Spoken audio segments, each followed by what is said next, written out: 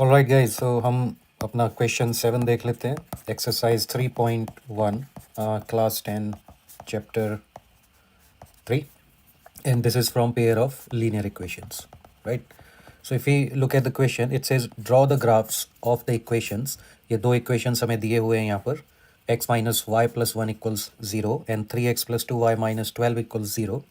And the next line is determine the coordinates of the vertices of the triangle formed by these lines and the x-axis and shade the triangular region. तो जब हम अपना question में क्या कह रहा है कि ये दो हमारी इक्वेशंस दी गई हैं, इन्हें हमें ड्रॉ करना है। तो मान लीजिए अगर ये लाइंस इस तरह से ड्रॉ होती हैं, तो उसने बोला है कि ये लाइंस जहाँ भी एक्स एक्सिस को काटेंगी, राइट, और ख़ुद को काटेंगी, इंटरसेक्ट करेंगी, तो उससे एक ट्राइंगल फॉर्म होगा, राइट। तो ये एक ट्राइंगल होगा ये। तो इस ट्राइंगल के वर्टिसेस हमें बताने हैं कि ये कोऑर्डिनेट्स कितने होंगे। Let's suppose this is A, this is B and this is C.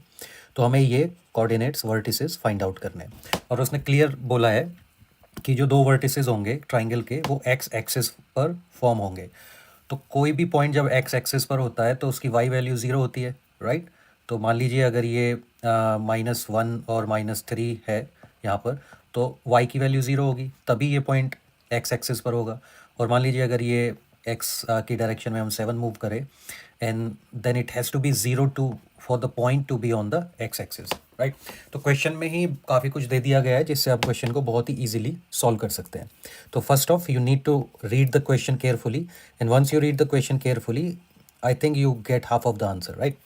तो आपको क्वेश्चन को समझना बहुत जरूरी है। यहाँ पर क्या बोला, determine the coordinates of the vertices of the triangle, coordinates of the vertices of the triangle formed by these lines, right, and the x-axis, so this is the x-axis and these are the lines, right, and shade the triangular region.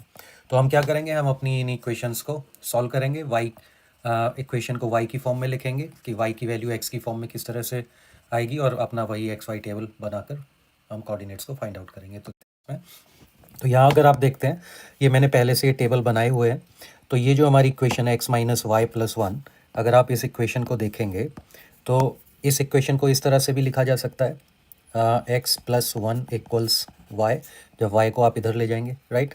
या इसे ऐसे भी लिख सकते हैं, y equals x plus 1।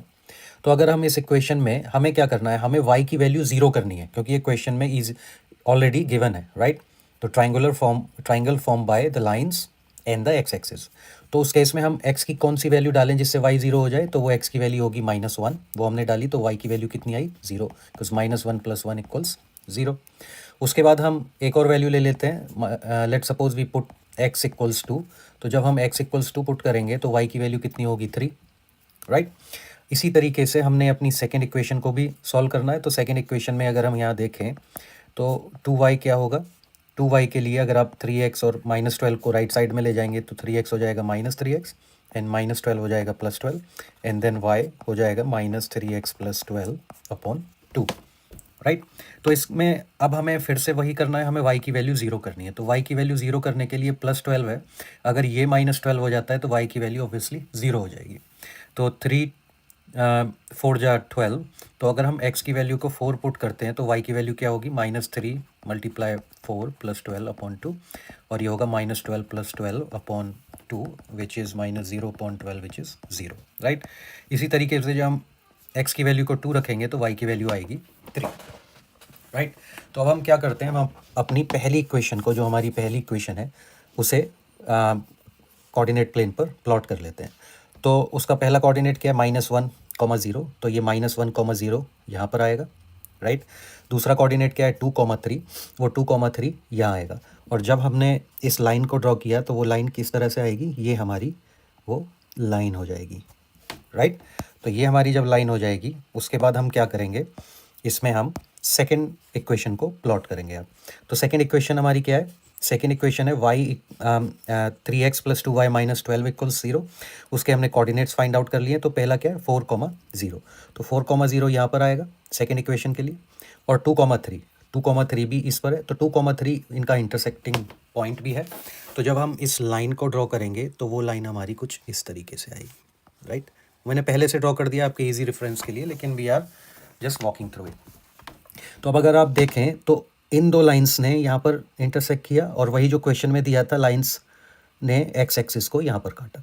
तो हमारा triangle कौन सा बना? हमारा ट्राइंगल अगर आप ध्यान से देखेंगे तो this is our triangle form by these two lines and the x axis, right.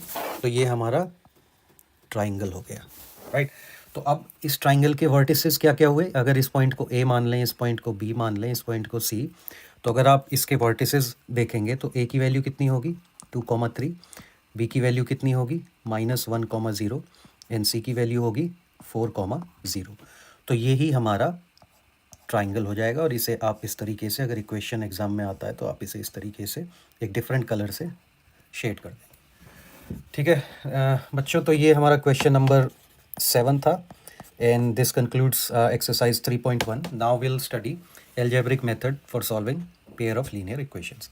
All right.